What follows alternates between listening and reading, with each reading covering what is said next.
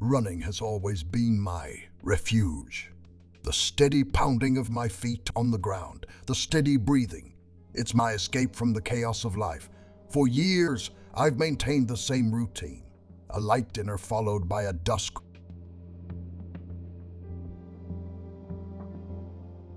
My route is familiar, so familiar in fact, that I can follow it in my sleep.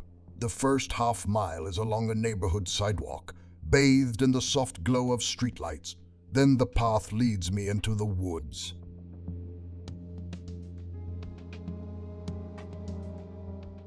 There, the sidewalk ends and a dirt road takes over, winding through dense trees for another 2 miles. It's the kind of place where you feel alone, but in a good way, a rare corner of solitude in a noisy world.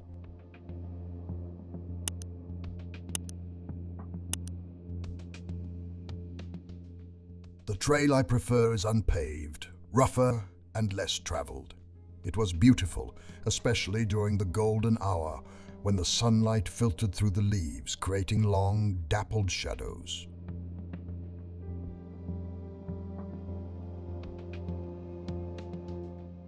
I relished those peaceful moments, the only sounds being the wind rustling through the trees and the occasional bird call. The paved path was my way back, a quicker, easier way to get home as the light faded.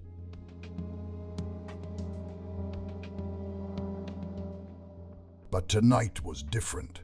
I had just reached the edge of the woods when my phone buzzed with a text message. It was unusual. I had never received a text message while running.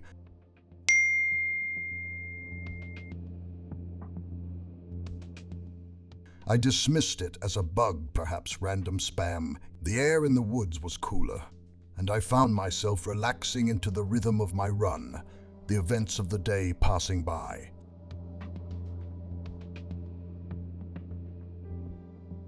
That was when I heard a rustling sound, a soft, almost imperceptible sound, like something moving through the underbrush. I glanced around, but saw nothing. Animals, I thought, just a squirrel or maybe a rabbit. I picked up my pace. Then the sound came again, closer this time, followed by the unmistakable chime of another notification. My heart skipped a beat. It wasn't a text. The sound was clear. An airdrop notification. Someone nearby had just sent me something.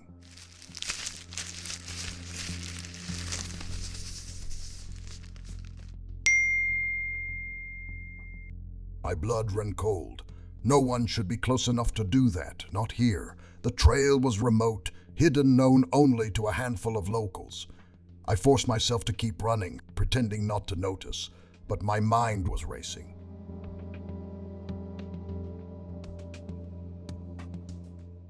After a few seconds, I slowed down, pretending to need to adjust the music. My hands were shaking as I pulled out my phone and opened the notification. My stomach dropped. It was a photo of me.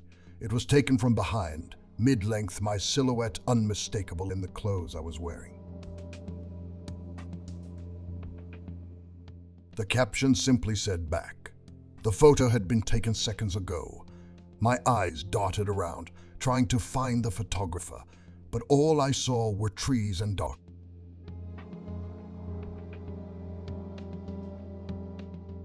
Panic surged through me. I shoved my phone back into my pocket and ran, faster than I had ever run before. I knew the woods, every twist and turn of the trail, but in my haste, the familiar path seemed foreign.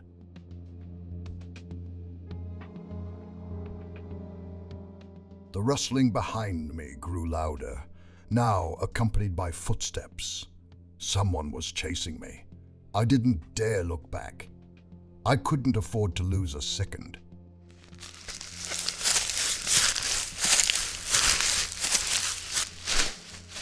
As I neared the edge of the woods, I veered off the trail, cutting through the underbrush, hoping to lose whoever was behind me.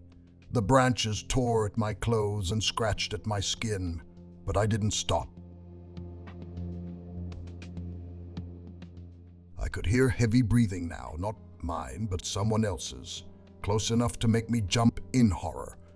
I dashed out of the woods, onto the quiet suburban street and sprinted toward the nearest house.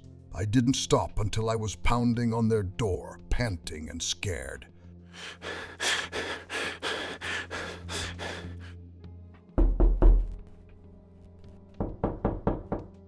They opened the door, and I stumbled inside, gasping for air.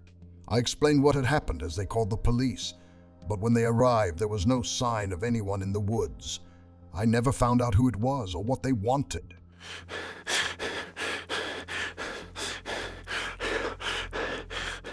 But I knew one thing for sure. I would never run down that trail again. The woods, once my refuge, had become the place of nightmares. I turned off the airdrop feature on my phone that night, and I haven't run since.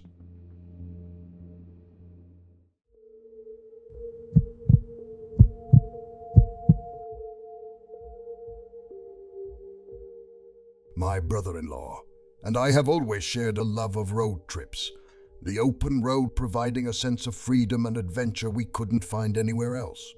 This time, we set out to drive across the country, from the lush forests of the East Coast to the arid deserts of the Southwest. The vastness of the landscape, especially in the remote areas of New Mexico, was both awe-inspiring and isolating. The highways seemed to stretch on forever, cutting through miles of barren land with little sign of life.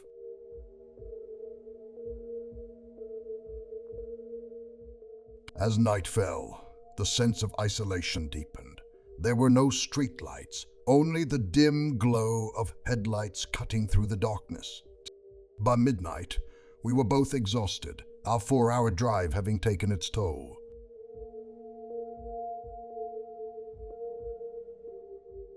We agreed to stop at the next rest stop to get some sleep, but in this desolate part of the country, rest stops were few and far between. It took another hour of driving before we saw a rest stop sign. Relieved, we got out of the car, tires crunching on gravel as we pulled into the parking lot.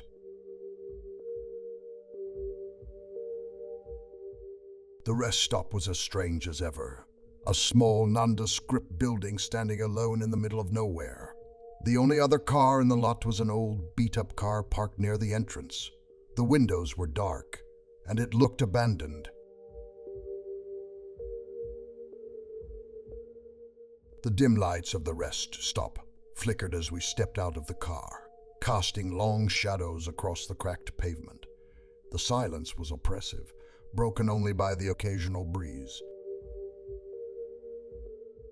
We approached the building, intending to use the restroom before settling in for the night. When we reached for the doorknobs to enter, we found them locked. Odd rest stops, especially in the middle of nowhere, are usually open 24 hours. I cupped my hand against the glass to peer inside, trying to see if there was any sign indicating why it was closed. That's when I saw it. A bright red stain on a door in the back, unmistakable even in the dim light.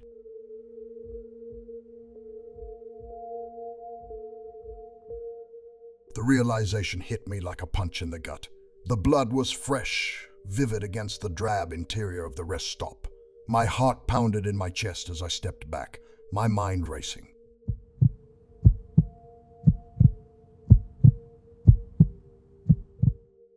My brother-in-law noticed the change in my expression and looked over, his face pale at the sight of the blood. We needed to get out of there. As we turned away, something else caught my eye. The car parked outside. It had no license plate, its body covered in dents and scratches. In the back window, there was an empty gun rack. My stomach clenched. Whoever had driven that car was probably still there, and the blood inside the rest stop suggested they weren't up to anything good. We hurried back to the car, the sense of urgency now overwhelming. As I started the engine, I glanced back at the rest stop and saw something that made my blood run cold.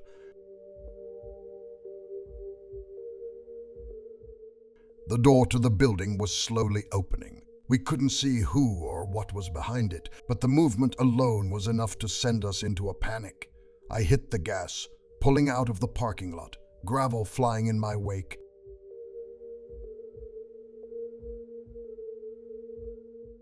As we sped down the freeway, I kept checking my rearview mirror, half expecting to see the other car chasing us. But the road behind us was still deserted, the darkness swallowing everything.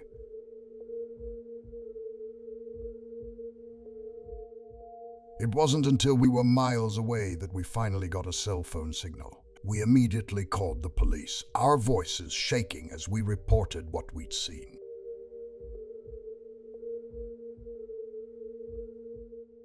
A few days later, after the tension of that night had subsided, I called the sheriff's department in the county where the rest stop was located, hoping for some results.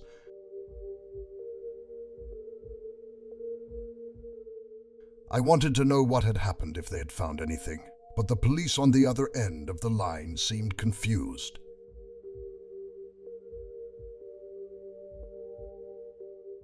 They searched their records and promised to call me back, but the call never came. To this day, I have no idea what happened at that rest stop or who was behind that door.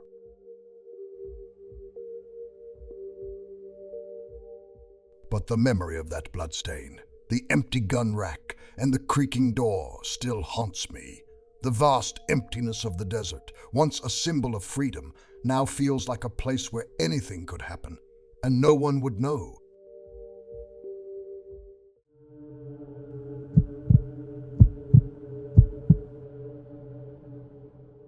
Living alone has its perks: peace, quiet, and the freedom to do what you please without worrying about anyone else's schedule. But with that solitude comes a sense of vulnerability, especially at night. My house is in a quiet neighborhood where the only sounds at night are the rustling of leaves and the occasional bark of a dog in the distance.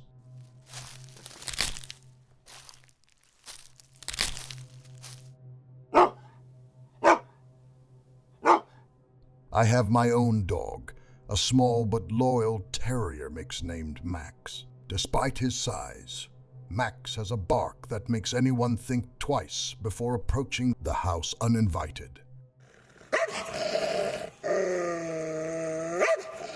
It was around midnight, and I was going through my usual bedtime routine. As usual, I let Max out for a final bathroom break before bed. The night air was cool and the neighborhood was quiet.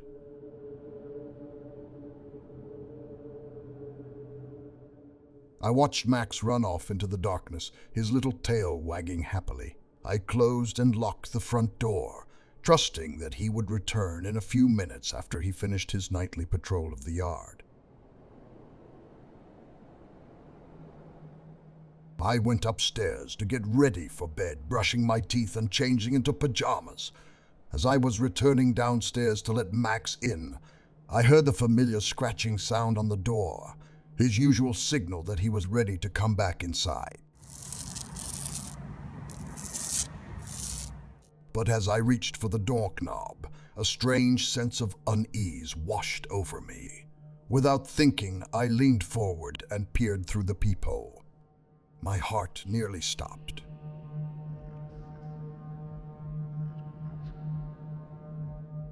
Instead of Max, there was a man standing on my porch. He was facing the door, his head down so I couldn't see his face, but his posture was tense, almost predatory.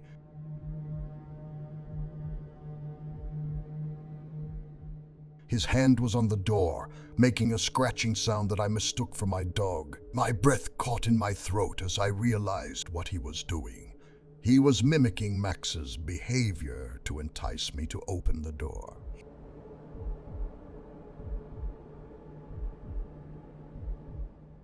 I froze, my eyes glued to the peephole. The man's movements were slow and deliberate, his fingers sliding across the wood of the door.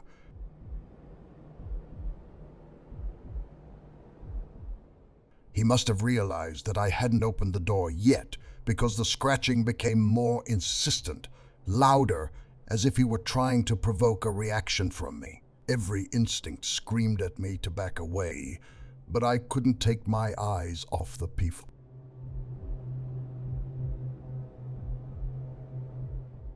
Then, as if sensing that his trick wasn't working, the man slowly raised his head. The porch light cast deep shadows on his face, making his expression unreadable, but the glint of metal in his hand was unmistakable.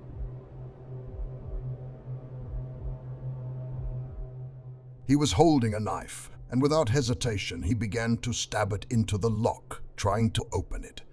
My heart was pounding so hard I could feel it in my throat. I wanted to scream, to run, but I was paralyzed with fear.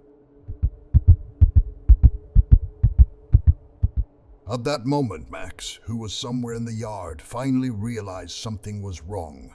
His deep, ferocious bark rang out, echoing through the quiet night.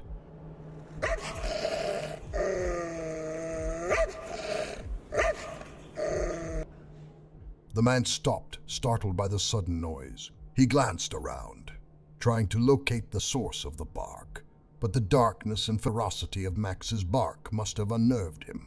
He turned and ran away, disappearing into the darkness as quickly as he had appeared. I stood there for a moment, trying to process what had just happened, before I finally acted. I unlocked the door just enough to let Max in, then slammed it shut and locked it behind me. My hands were shaking so much that it took several tries to lock the door properly. I ran to the window, peered out into the darkness, but the man was gone. All that was left was the silence of the night and my pounding heart. I didn't sleep that night, my mind replaying the events over and over again. The next morning, I filed a police report, but without a clear description of the man, there wasn't much they could do.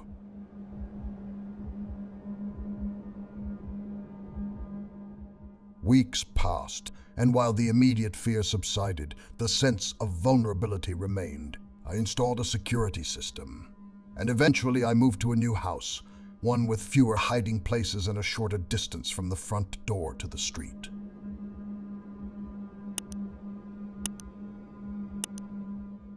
But no matter where I lived, I couldn't shake the habit of checking the peephole before opening the door, because now I knew sometimes the person on the other side isn't who you think.